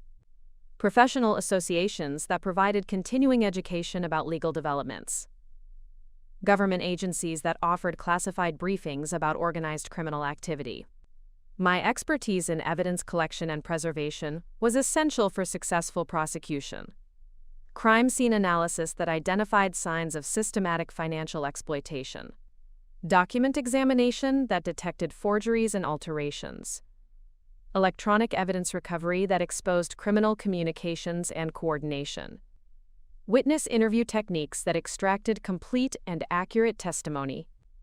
Chain of custody procedures that ensured admissibility of critical evidence. The systematic approach that I had developed for handling inheritance fraud cases was comprehensive and effective. Initial client consultation that identified all forms of potential criminal activity. Comprehensive investigation that documented systematic exploitation and criminal coordination. Evidence collection that met federal standards for criminal prosecution. Legal strategy development that maximized chances for successful conviction. Trial preparation that ensured overwhelming presentation of criminal evidence. Professional development that I maintained throughout my career kept me current with emerging criminal methodologies. Regular consultation with federal law enforcement about new fraud techniques.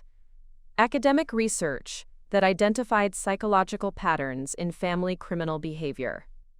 International cooperation that shared information about cross-border inheritance theft. Technology training that provided capabilities for advanced forensic analysis. Continuing legal education that ensured compliance with evolving professional standards.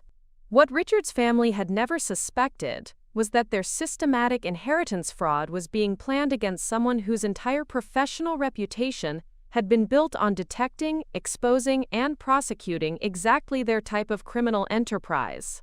Their coordinated manipulation tactics matched patterns that I had successfully defeated hundreds of times in federal court. Their financial exploitation methodologies were textbook examples of criminal behavior that I had spent decades studying and combating. The systematic documentation they had prepared for their inheritance theft would become evidence for their own criminal prosecution. Their coordination meetings and strategic planning would prove criminal conspiracy beyond reasonable doubt. Their individual criminal specializations would result in multiple federal charges for each family member. Their confidence in successful inheritance fraud would transform into the most comprehensive legal destruction they could imagine. The cosmic irony was perfect in its precision. 4 family members who had spent months planning systematic inheritance theft had targeted the one person whose professional expertise guaranteed their immediate detection and devastating prosecution. Their criminal methodology was about to encounter the most sophisticated legal opposition available in the American legal system. Their inheritance streams would become federal prison nightmares that would destroy their lives completely. The comprehensive legal arsenal that Richard's family unknowingly challenged represented 43 years of accumulated expertise and institutional resources, advanced forensic equipment worth millions of dollars, cutting-edge database systems with classified access, professional relationships spanning every level of law enforcement, technical capabilities that rivaled federal agencies, the most sophisticated inheritance protection infrastructure ever assembled by a private law firm. My personal office at Morrison, Blackwell Associates contained technology that exceeded most federal facilities. High-resolution document analysis systems capable of detecting microscopic alterations. Spectroscopic examination equipment that revealed ink composition and paper authentication. Digital forensics workstations with government-grade security clearances. Secure communication networks that prevented criminal surveillance or interference. Advanced printing and copying detection systems that identified forged documents instantly. The Document Authentication Laboratory was internationally recognized for accuracy and reliability. Electron microscopy systems that magnified paper fibers to 100,000x magnification. Chemical analysis equipment that identified ink formulations and aging patterns. Handwriting analysis software that detected the most sophisticated signature forgeries. Paper dating technology that revealed document creation timelines. UV and infrared examination systems that exposed hidden alterations and erasures. Forensic accounting capabilities included partnerships with the nation's leading financial crime specialists. Computer systems that could trace money transfers through dozens of offshore accounts. Tax analysis software that identified fraudulent deductions and hidden income. Investment tracking databases that monitored asset transfers in real time. Banking relationship networks that provided immediate access to financial records. Currency exchange monitoring that detected money laundering activities. Reprivisal happened Missouri Refax, Asasic Amastoras Missouri Rose. My expertise in psychological profiling was backed by scientific research and academic partnerships. University psychology departments that studied criminal family behavior patterns. FBI behavioral analysis units that shared criminal profiling techniques. Medical experts who identified signs of elder abuse and mental coercion. Interview specialists who could extract confessions from sophisticated criminals. Polygraph experts who verified truthfulness during critical interrogations. The professional investigative network included former federal agents and specialized contractors. Ex-FBI agents who maintained security clearances and federal contacts. Former CIA operatives with international surveillance capabilities. Retired IRS investigators who understood complex financial fraud schemes. Private detectives with decades of family crime investigation experience. Computer forensic specialists with government-grade analysis capabilities. Database access included classified systems unavailable to normal legal practitioners. Federal criminal history databases with real-time updates about family member arrests. Financial intelligence networks that tracked suspicious money transfers. International law enforcement systems that monitored cross-border criminal activity. Court records databases that provided comprehensive litigation histories. Professional licensing boards that revealed disciplinary actions and criminal charges. The secure communication infrastructure protected client information from criminal interference. Encrypted phone systems that prevented surveillance by sophisticated criminals. Secure email networks with government-grade security protocols. Anonymous internet access that protected investigative activities from detection. Satellite communication capabilities for international coordination. Digital security measures that exceeded federal agency standards. Legal research capabilities included partnerships with major law schools and professional organizations. Harvard Law School's Elder Justice Clinic provided research support. Stanford Legal Research Institute offered specialized analysis services. American Bar Association databases contained comprehensive legal precedents. International law organizations shared cross-border prosecution strategies. Federal law libraries provided access to classified legal documents. The courtroom technology systems were state-of-the-art for legal presentation.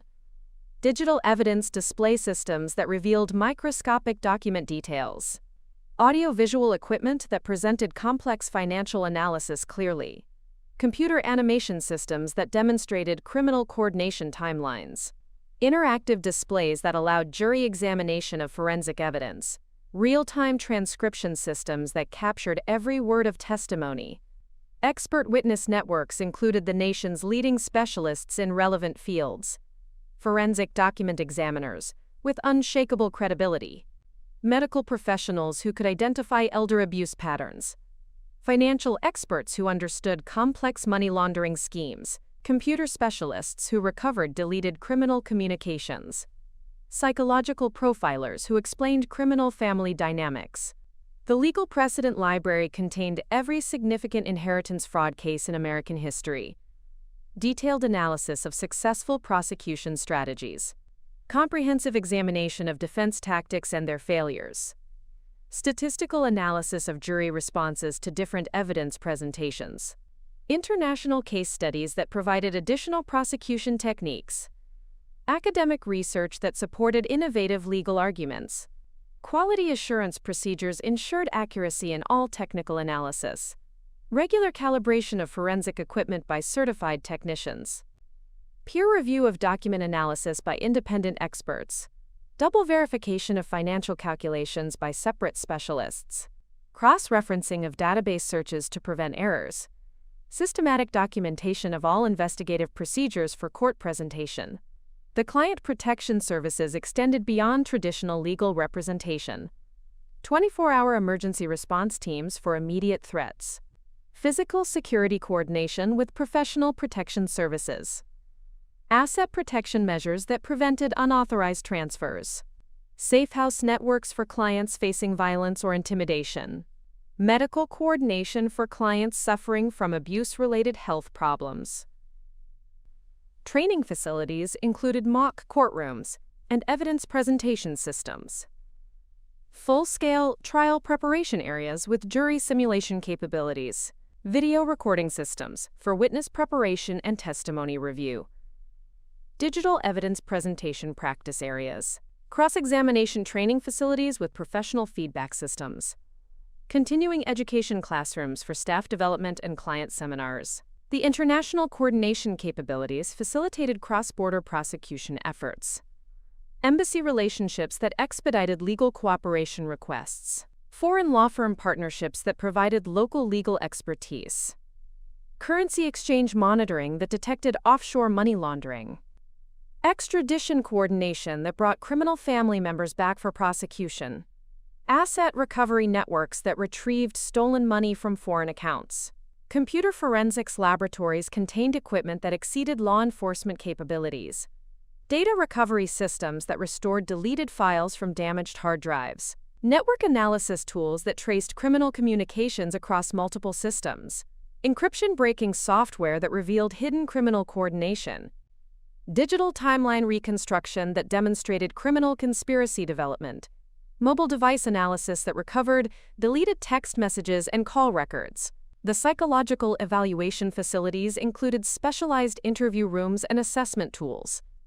Stress analysis equipment that detected deception during interviews. Cognitive assessment tools that identified mental manipulation and coercion. Video analysis systems that studied microexpressions and behavioral patterns. Polygraph facilities with certified examiners. Psychiatric consultation services for complex psychological evaluation needs. Evidence storage facilities met federal standards for criminal prosecution. Climate-controlled environments that preserved document integrity. Security systems that prevented tampering with critical evidence. Chain of custody procedures that ensured admissibility in court. Digital backup systems that protected electronic evidence from corruption. Access controls that limited handling to authorized personnel only. The financial analysis capabilities included partnerships with major accounting firms. Tax preparation specialists who identified fraudulent returns and hidden income. Investment analysis experts who understood complex portfolio manipulation. Banking relationship coordinators who expedited financial record access. Insurance investigation specialists who detected fraudulent claims. Real estate valuation experts who identified property transfer fraud. Professional development programs kept staff current with emerging criminal methodologies. Federal law enforcement training partnerships. Academic continuing education programs. International conference participation. Professional certification maintenance. Technology training for new forensic equipment and analysis techniques. The crisis management protocols addressed immediate threats to vulnerable clients. Emergency legal intervention procedures for financial exploitation in progress. Rapid asset protection measures to prevent theft during litigation. Immediate restraining order capabilities for threatening family members. Medical emergency coordination for clients suffering abuse-related health crises. Law enforcement coordination for criminal threats and violence. Specialized software systems provided advantages unavailable to other legal practitioners. Criminal pattern recognition algorithms that identified organized family exploitation. Financial analysis programs that detected systematic asset theft. Communication analysis software that revealed criminal coordination. Timeline reconstruction tools that demonstrated conspiracy development. Evidence presentation systems that maximized courtroom impact. The witness protection capabilities included coordination with federal agencies. Safe house networks for clients facing retaliation. Identity protection services for vulnerable witnesses. Transportation security for court appearances. Communication security that prevented criminal interference. Medical care coordination for witnesses suffering from abuse-related trauma. Library resources included comprehensive collections of legal and technical references. Every significant inheritance fraud case in legal history. Technical manuals for forensic equipment and analysis procedures. Academic research about criminal family behavior patterns. International legal references for cross-border prosecution. Government publications about organized financial crime. The litigation support services provided comprehensive trial preparation assistance. Jury selection consultants, who identified sympathetic panel members. Trial presentation specialists who maximized evidence impact. Witness preparation experts who optimized testimony effectiveness. Media relations coordinators who managed public attention. Court scheduling specialists who expedited legal proceedings. Technology maintenance included partnerships with government contractors. Regular equipment upgrades that maintained cutting-edge capabilities. Security audits that prevented criminal interference with systems. Software updates that incorporated latest forensic techniques. Hardware replacement that ensured reliability during critical cases. Technical support that provided 24-hour assistance for urgent matters.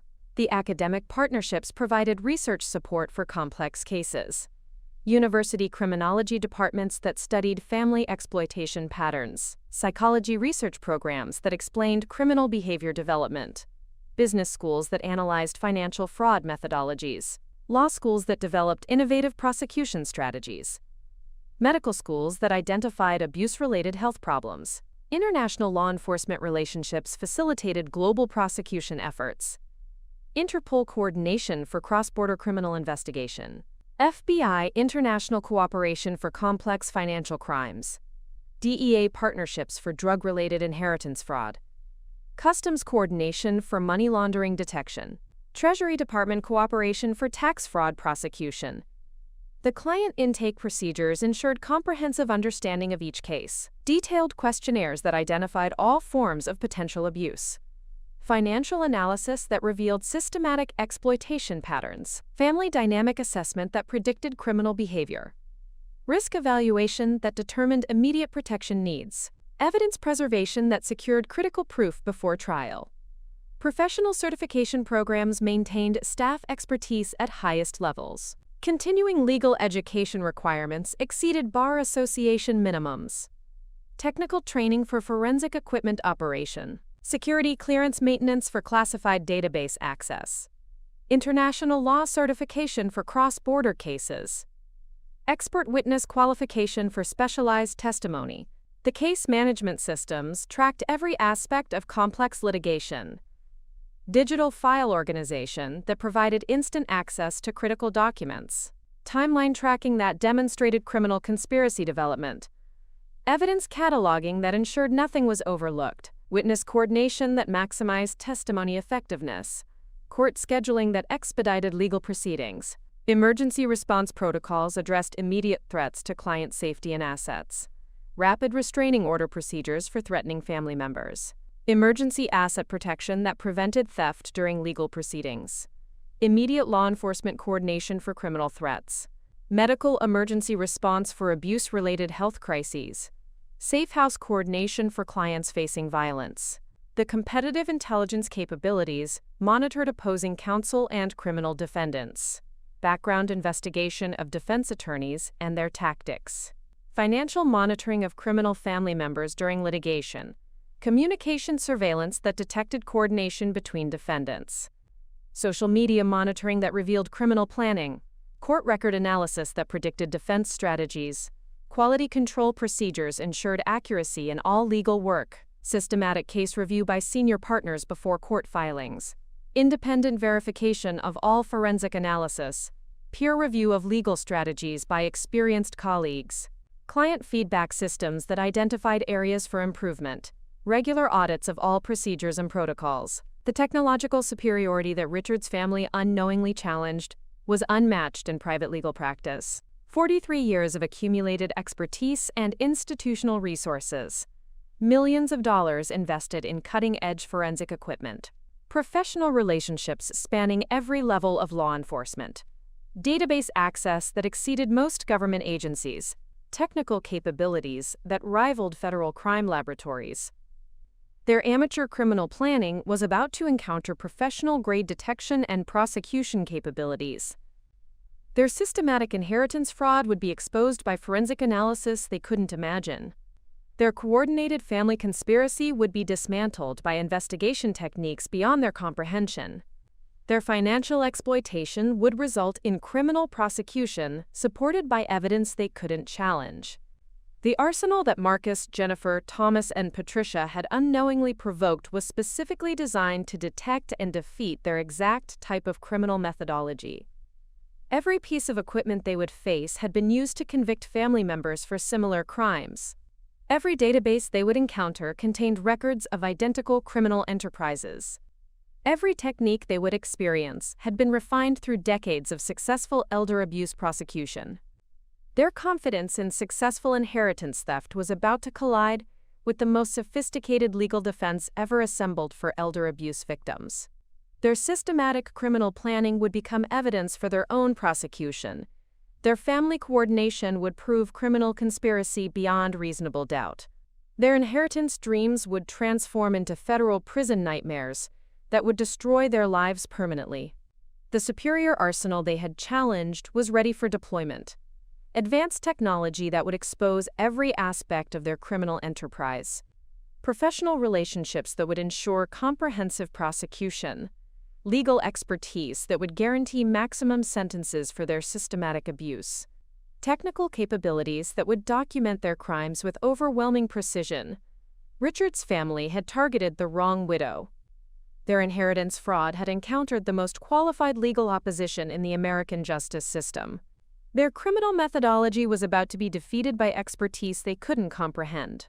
Their systematic planning would result in systematic destruction that exceeded their worst fears. The systematic destruction of Richard's family began at exactly 2:15 p.m. on Tuesday afternoon in the probate courtroom of Riverside County Superior Court. Judge Patricia Hendricks presided over what she expected to be a routine will reading. The family had gathered with their attorneys, confident in their inheritance claims. Marcus sat smugly in the front row. Jennifer clutched tissues for dramatic effect. Thomas reviewed financial projections on his tablet. Patricia whispered prayers about family justice. None of them suspected that their lives were about to end. I entered the courtroom carrying a briefcase that contained 43 years of legal expertise and the most devastating document in inheritance law history. My appearance was deliberately understated. Simple black dress appropriate for a grieving widow.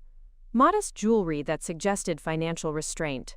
Quiet demeanor that reinforced their assumptions about my vulnerability.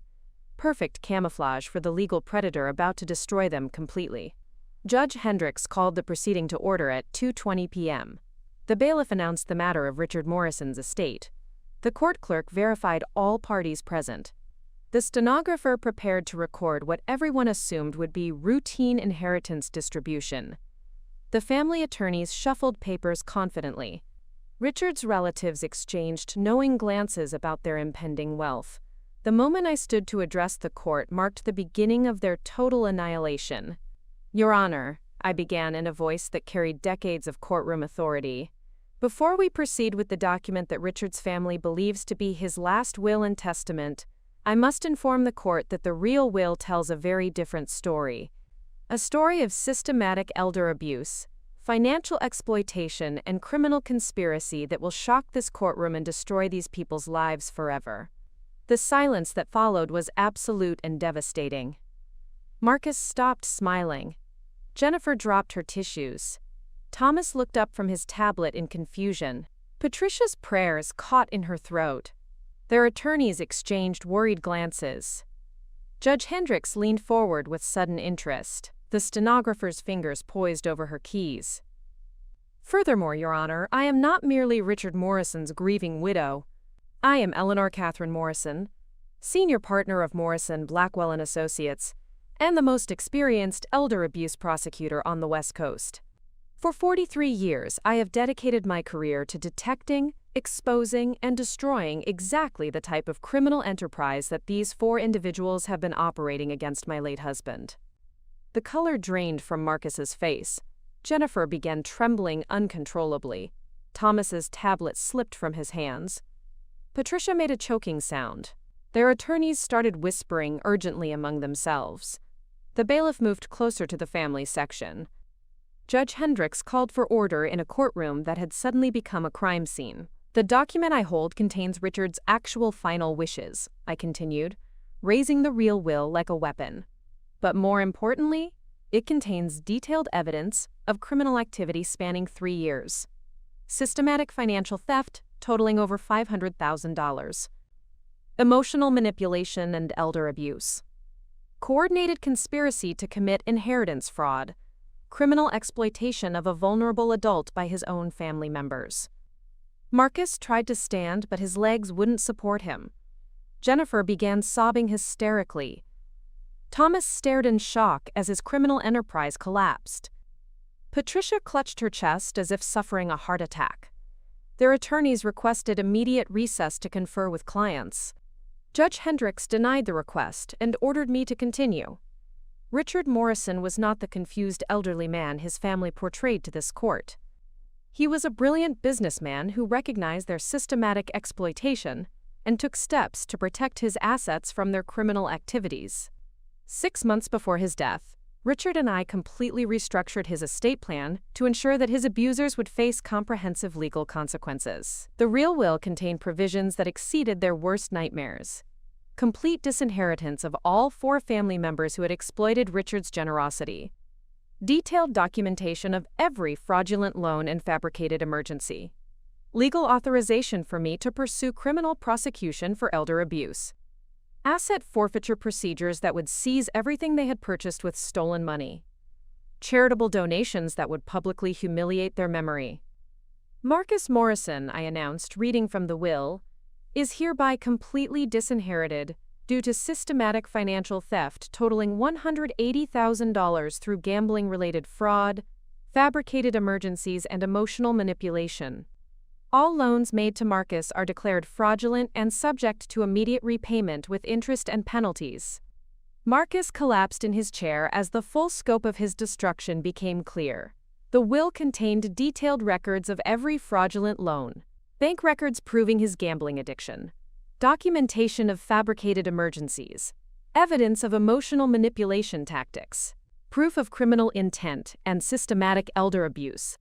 His inheritance dreams had become criminal liability nightmares.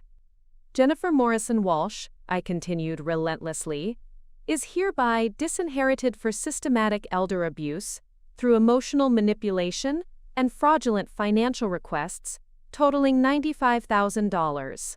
All financial assistance provided to Jennifer is declared theft and subject to criminal prosecution.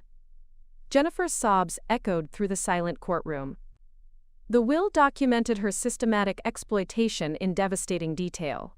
Fabricated family crises used to extract money. Manipulation of her children to create emotional pressure. Fraudulent medical emergencies that never existed. Criminal conspiracy with siblings to coordinate abuse. Her maternal manipulation had become criminal evidence. Thomas Morrison is disinherited for professional credential abuse and systematic theft, totaling $140,000 through fraudulent accounting services and unauthorized access to financial accounts. Thomas faces additional criminal charges for violation of professional fiduciary duties.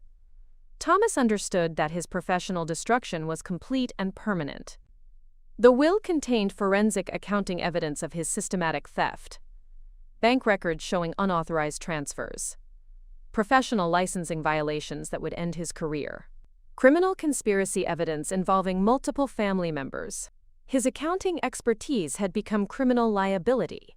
Patricia Morrison Chen is disinherited for systematic emotional manipulation and elder abuse totaling $85,000 through fabricated health crises and fraudulent emergency requests. Patricia's exploitation of family relationships constitutes criminal elder abuse under federal statutes. Patricia's religious faith offered no protection from the legal devastation approaching.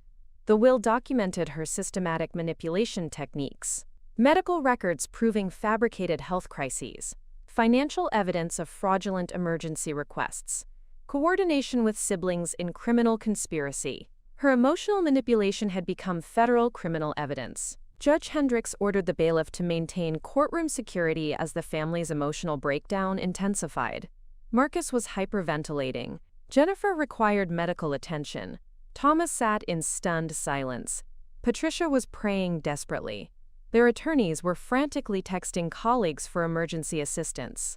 The routine will reading had become a criminal prosecution.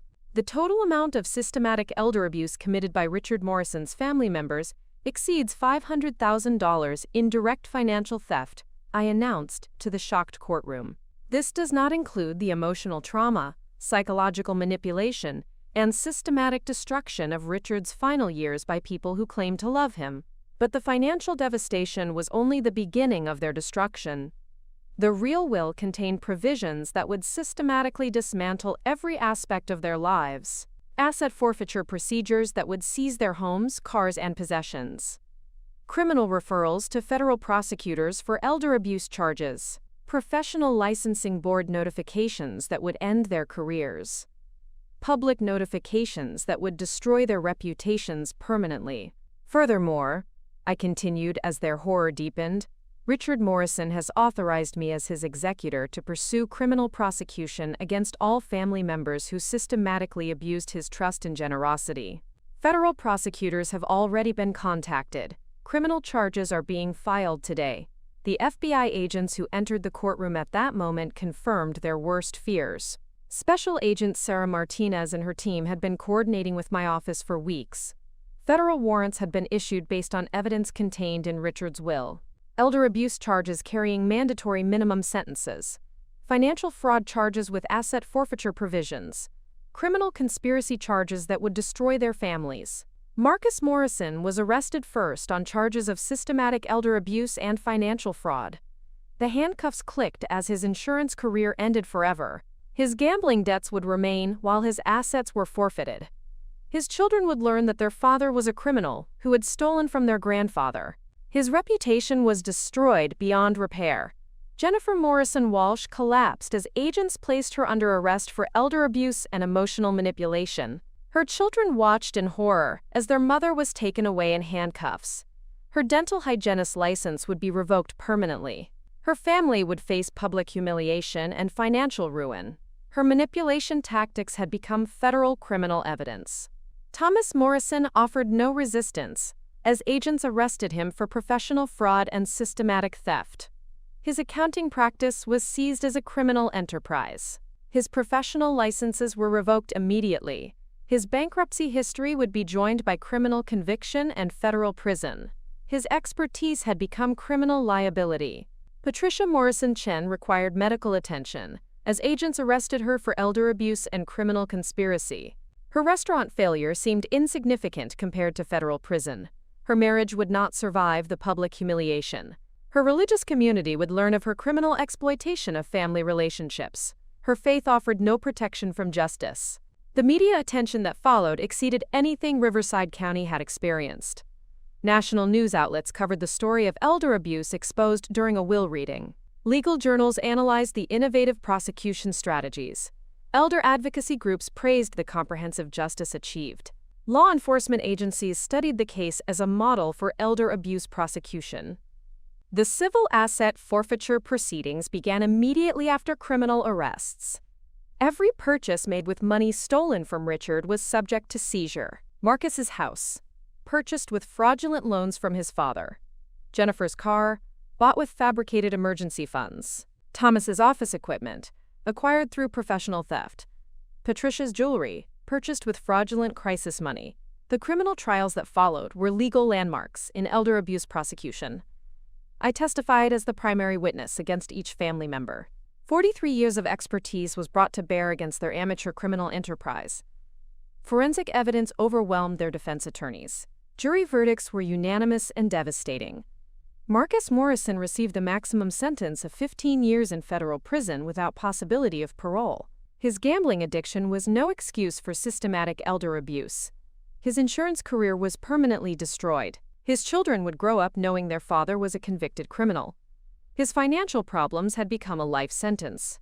Jennifer Morrison Walsh was sentenced to 12 years for elder abuse and emotional manipulation. Her maternal status provided no protection from justice. Her children were placed in foster care when her husband divorced her. Her dental career was permanently ended. Her family manipulation had resulted in family destruction. Thomas Morrison received 18 years for professional fraud and systematic theft. His accounting expertise made his crimes more serious under federal sentencing guidelines. His professional licenses were permanently revoked. His reputation in the business community was destroyed forever. His bankruptcy history was now criminal history. Patricia Morrison Chen was sentenced to 10 years for elder abuse and criminal conspiracy. Her religious faith was no defense against criminal prosecution. Her marriage ended in divorce and public humiliation. Her community expelled her for criminal behavior. Her emotional manipulation had become emotional destruction. The financial recovery exceeded even my expectations. Asset forfeiture seized over $400,000 in property and possessions purchased with stolen money. Criminal restitution orders required repayment of all fraudulent loans with interest and penalties. Civil lawsuits recovered additional damages for emotional trauma and psychological abuse. The family's systematic theft resulted in complete financial devastation. The professional consequences extended beyond criminal convictions. Marcus's insurance license was permanently revoked with industry-wide notification. Jennifer's dental license was surrendered with disciplinary action recorded permanently. Thomas's accounting credentials were revoked with criminal conviction noted. Patricia faced civil liability for her participation in the criminal conspiracy. The educational impact of the case was significant and lasting. Law schools added the case to their elder abuse curriculum. FBI training programs used the case as a model for financial crime investigation. Social services agencies studied the case for abuse prevention strategies. Legal professionals learned new techniques for protecting vulnerable clients. The charitable donations specified in Richard's will created lasting monuments to his memory. Elder abuse prevention organizations received substantial funding. Legal aid societies established programs for vulnerable adults. Medical research institutions received grants for dementia and aging studies. Richard's generosity continued even after his death, while his abusers rotted in prison. Nat Babickley's The international attention brought recognition to elder abuse as a serious crime. Foreign legal systems adopted prosecution strategies developed during the case. International law enforcement agencies shared information about family financial crimes. Academic institutions worldwide studied the case for criminal justice research. The Morrison case became a global model for elder protection. The systematic destruction of Richard's family was complete and permanent. 4 people who had laughed at my tears during his funeral were now serving federal prison sentences. Their criminal enterprise had been exposed and destroyed. Their systematic elder abuse had resulted in systematic justice. Their confidence in inheritance theft had become criminal conviction certainty. The cosmic irony was perfect in its mathematical precision. Family members who had systematically exploited Richard's generosity for years had been destroyed by the very woman they had mocked and dismissed. Their inheritance fraud had encountered the most qualified legal opposition in the American justice system. Their amateur criminal planning had been defeated by professional expertise beyond their comprehension. The laughter that had echoed through Richard's funeral service had been permanently silenced by federal prison sentences. Their cruel mockery of my grief had been answered by legal devastation that exceeded their worst nightmares. Their systematic planning to steal his inheritance had resulted in systematic loss of their freedom, assets, and futures. The final lesson was clear for anyone tempted to exploit elderly vulnerability through family relationships. Justice has experts. Detection has professionals. Protection has institutions. Prosecution has determination. Punishment has permanence. Karma has precision. Marcus, Jennifer, Thomas, and Patricia Morrison had learned this lesson at the cost of everything they possessed. Their lives were over. Their freedom was gone. Their families were destroyed. Their reputations were ruined. Their future was federal prison. Their inheritance dreams had become criminal nightmares that would last forever. They had laughed when I cried at my husband's funeral. Now I was the only one left standing as the real will was read aloud. The systematic destruction of their lives had begun with a single document that exposed years of criminal abuse and ended with federal prison sentences that would last decades. The Russian roulette was finished.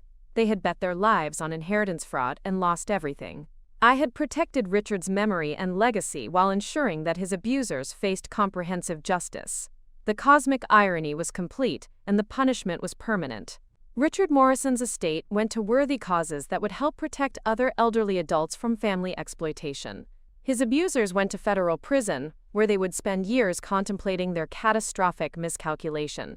Justice had been served with mathematical precision and devastating completeness. The widow they had mocked and dismissed had become their judge, jury, and executioner. The inheritance they had planned to steal had become the evidence that convicted them. The funeral tears they had laughed at had been answered by justice that would echo through legal history.